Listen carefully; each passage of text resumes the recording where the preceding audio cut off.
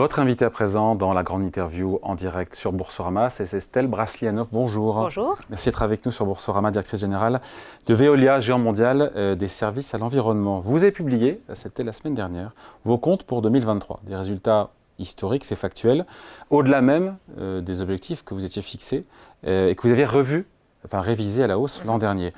Dans un monde géopolitique qui est tendu, avec une macroéconomie qui est incertaine, Veolia est en grande forme. C'est ça ?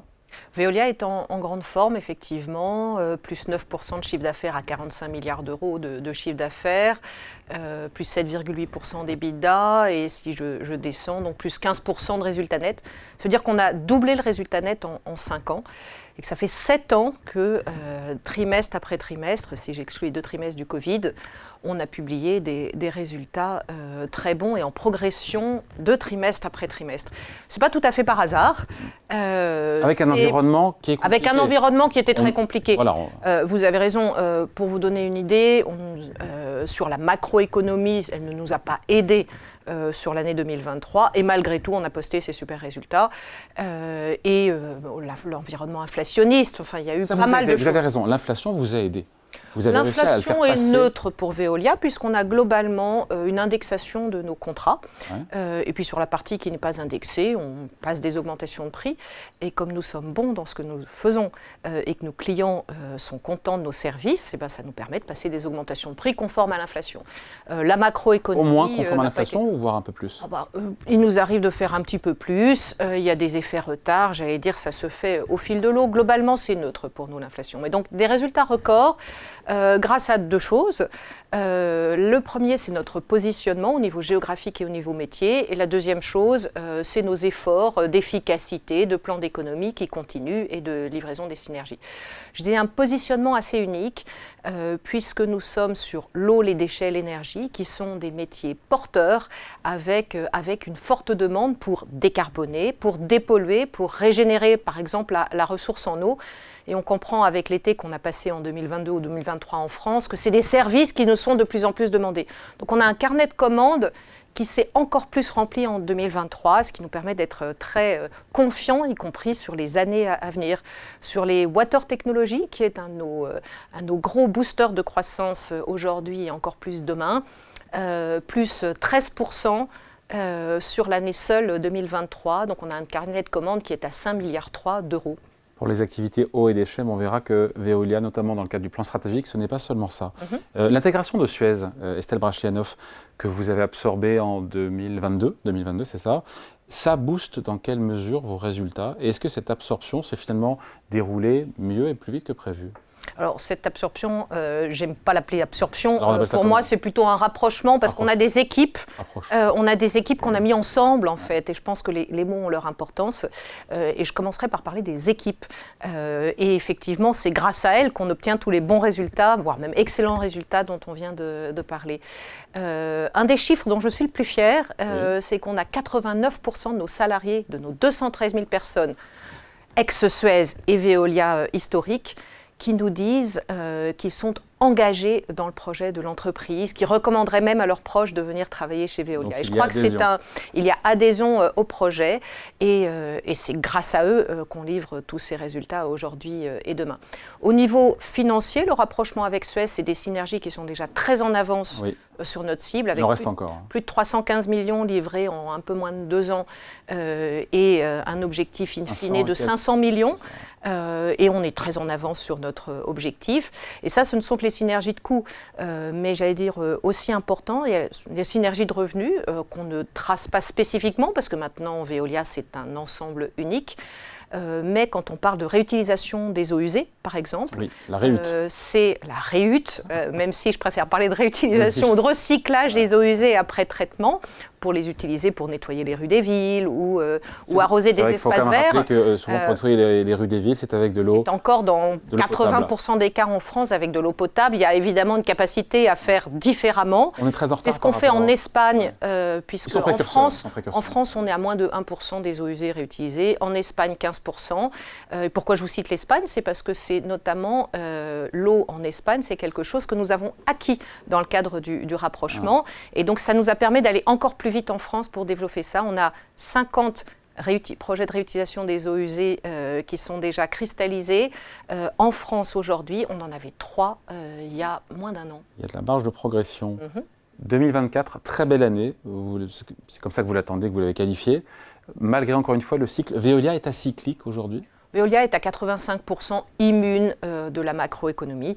On l'a démontré au cours des 2 dernières années, avec une macroéconomie qui était en demi-teinte sur un certain nombre de géographies, et pour autant des résultats assez exceptionnels. Et ça va continuer. Comment on l'explique pour le commun des mortels? Comment on explique, c'est que finalement, il y a toute une partie de nos services qui ne dépendent pas de la macroéconomie, mais qui dépendent de besoins des populations ou des industriels. Quand je vous parle de population et de réutilisation des eaux usées, vous imaginez que ça ne dépend pas de la macroéconomie, ça dépend des besoins de régénérer la ressource en eau. Et c'est une des premières conséquences du dérèglement climatique, la rareté de la ressource en eau. Quand je vous parle d'industriels, on travaille avec la pharmacie, avec la microélectronique, ou avec les gigafactories. C'est des secteurs en plein boom partout dans le monde, notamment en Amérique du Nord. Et je vous parle de l'Amérique du Nord, mais une des clés pour nous de ces très bons résultats, c'est notre empreinte géographique, puisque nous sommes 20% en France, 40% en Europe, en dehors de France, et 40% en dehors d'Europe de notre chiffre d'affaires, dont 5 milliards aux États-Unis. C'est massif, ce qui nous permet de diversifier les risques et puis aussi d'aller saisir les opportunités où elles se présentent. Les zones où ça croît le plus vite, on pense souvent aux États-Unis évidemment. Alors les États-Unis, le Moyen-Orient et l'Australie. Voilà, si je devais vous répondre, notre trio de tête aujourd'hui et sans doute pour les 2-3 prochaines années. Et en queue de peloton? En queue de peloton, on a eu la France. Oui. On a eu la France, voilà, qui atone, je dirais. Voilà. Chiffre d'affaires, vous l'avez dit, Estelle Brachlianoff, en hausse de 5,7% sur 2023. Vous pourriez faire aussi bien cette année ou c'est trop tôt? Vous avez la visibilité pour dire on fera au moins ça, on fera au moins autant? Donc en termes de guidance, on aura pour l'année 2024 une croissance très solide de notre chiffre d'affaires. Il faut retraiter d'un certain nombre d'effets type prix de l'énergie qui sont transparents pour notre marge, et c'est ça qui est important pour Veolia. Et en termes de marge, au moins 5 à 6% de croissance de l'EBITDA, en plus donc de l'année 2023 qui était elle-même en très nette augmentation. Résultat net de 937 millions d'euros, c'est ça, sur 2023, c'est résultat net, oui, et résultat net courant à 1,335 milliard. Et donc, on guide sur l'année 2024 à plus de 1,5 milliard de résultats nets. Bon, quand on pense à Veolia, Estelle Brachlianoff, on en a parlé à l'eau, aux déchets, mais de plus en plus vous vous positionnez sur l'efficacité énergétique, sur les réseaux de chaleur, la valorisation énergétique des déchets. C'est déjà 12 milliards de revenus aujourd'hui. Sur combien en tout? Sur 12 milliards? Sur 45 milliards. 45, c'est ça, voilà. Ça a vocation à monter en puissance? Oui, alors on a identifié, donc j'ai lancé la semaine dernière notre plan stratégique, Green Up, qui a identifié 3 boosters de croissance qui vont croître beaucoup plus vite que le reste du groupe, entre 5 et 10% par an en moyenne.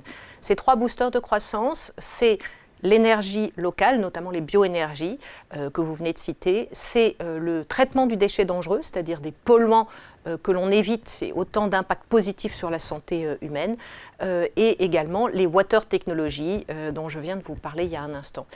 Pour revenir sur l'énergie, c'est déjà 12 milliards de chiffre d'affaires chez Veolia, mais alors l'énergie chez Veolia, c'est quoi?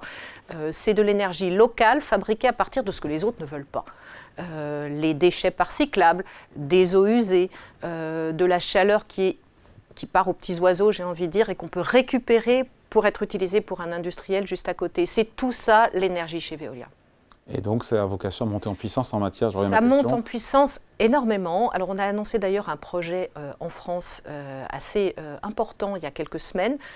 300 mégawatts. 300 mégawatts, c'est un tiers de tranche nucléaire, pour vous donner une idée, que l'on va produire à partir de panneaux photovoltaïques qu'on met sur des décharges fermées.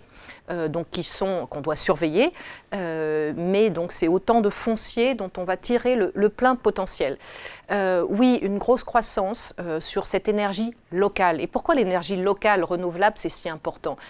Parce que ça nous permet, évidemment c'est renouvelable, donc pour la trajectoire carbone c'est bien, mais le fait que ce soit local, ça nous évite de dépendre de l'import de carburants fossiles. Et vous imaginez bien que depuis la guerre en Ukraine et ses conséquences en matière de crise énergétique, c'est de plus en plus demandé par nos clients, que ce soit les villes ou les industriels. Dans ce plan stratégique, il y a évidemment de l'investissement, 4 milliards d'euros. Essentiellement d'ailleurs sur cette activité-là. Essentiellement sur les 3 moteurs de croissance Ouais. que je viens de vous indiquer, donc les bioénergies, mais aussi les technologies d'eau et le traitement du déchet dangereux. Ouais. Et un peu moins sur les activités entre guillemets historiques. Un peu moins sur les activités C'est historiques assumé. qui sont résilientes, services essentiels dont on est très heureux, mais sur lequel on va mettre un petit peu moins l'accent en matière d'investissement de croissance. On est sur Boursorama, il faut qu'on parle du cours de l'action Veolia. Comme le CAC 40 qui est au plus haut historique, le cours de l'action n'est pas loin de ses plus hauts. 5% de hausse sur un an. Vous êtes satisfaite ?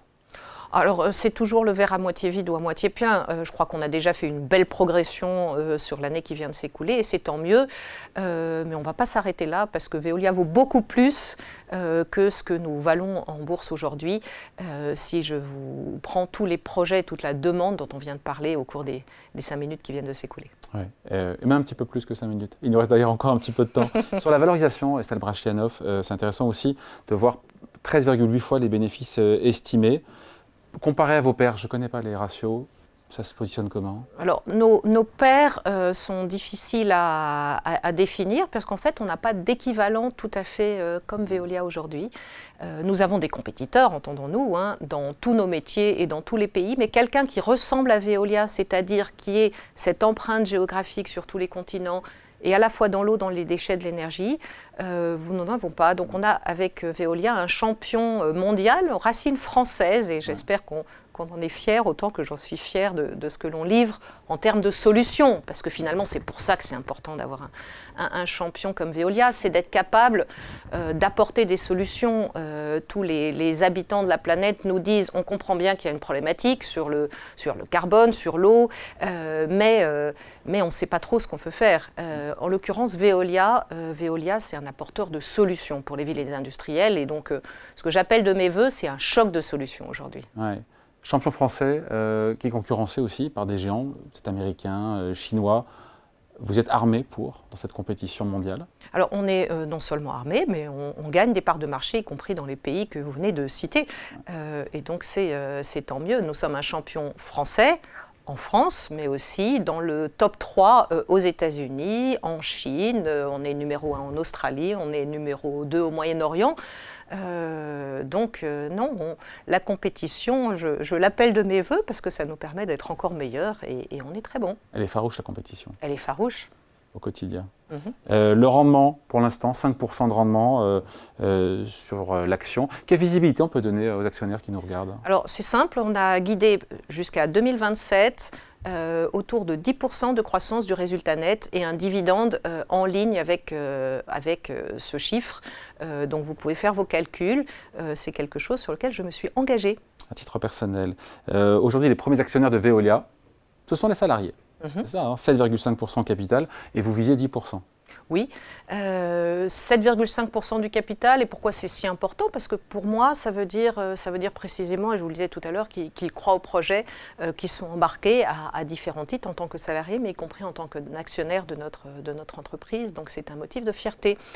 C'est aussi une des raisons pour lesquelles j'ai souhaité, ça a été une de mes premières décisions en tant que directrice générale, lancer le plan Veolia Cares avec un socle de standards minimums sociaux mondiaux pour tous les salariés de Veolia, quelle que soit la législation locale et quels que soient les pays dans lesquels ils travaillent. Aligné sur les standards français. Aligné sur un tout petit peu moins sur certains sujets que les standards français qui sont à peu près en haut de la liste, mais je peux vous dire que pour beaucoup de pays, ça fait une différence énorme, à commencer par les États-Unis. Évidemment. C'est aujourd'hui la journée internationale des droits des femmes. On est heureux de vous avoir, évidemment, aujourd'hui, Estelle Brachlianoff. Que fait Veolia pour promouvoir les femmes au poste à responsabilité, au poste de direction, de management ? Alors, comme on est le 8 mars, j'ai envie de dire... Au-delà d'avoir montré l'exemple. Les femmes à la tête de grandes entreprises, dans les comités exécutifs, dans les comités de direction, à la tête de grosses entités, ça progresse, ça c'est la bonne nouvelle, mais ça va trop lentement.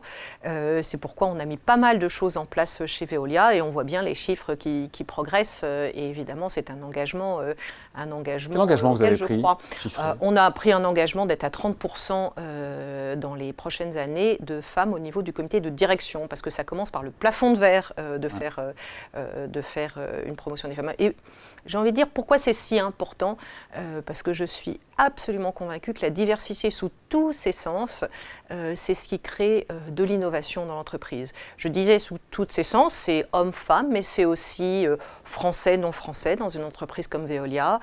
C'est aussi des gens qui ont des parcours de vie différents. Et c'est en mélangeant tous ces talents, et précisément parce qu'ils sont différents, qu'on arrive à encore plus innover et inventer la suite. Et en termes de perspectives de carrière, d'évolution de carrière, peut-être même au-delà de Veolia, comment on s'assure aujourd'hui en France que les femmes ont les mêmes chances de réussir que les hommes? On entraîne tout le monde, enfin on forme tout le monde sur les biais comportementaux. Conscients, ça c'est facile. Inconscients, ça nécessite un petit peu plus de travail parce qu'ils existent encore. Et donc on forme tous nos cadres à ces biais comportementaux. Bon, et on finit là-dessus, en quoi avoir une femme dirigeante? Est-ce que ça change la culture d'entreprise, de l'entreprise? Souvent on dit que les femmes sont plus empathiques, plus sensibles, qu'elles sont de meilleures communicantes. Je suis dans le cliché ou il y a une part de vérité? Et la vraie question c'est, voilà, ça change ou pas la culture d'entreprise d'avoir une femme? Je pense que tout dirigeant apporte avec lui sa personnalité, oui. Et donc on est tous les uns et les autres différents de son voisin. Moi, j'ai pas envie de simplifier mon style de management comme vous venez de le faire, si je peux me permettre. Par contre, j'espère apporter, oui, de la diversité d'approche, de l'innovation, une façon de réinventer notre entreprise qui m'est toute propre.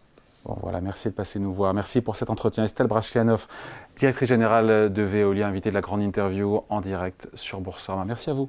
Merci. À bientôt.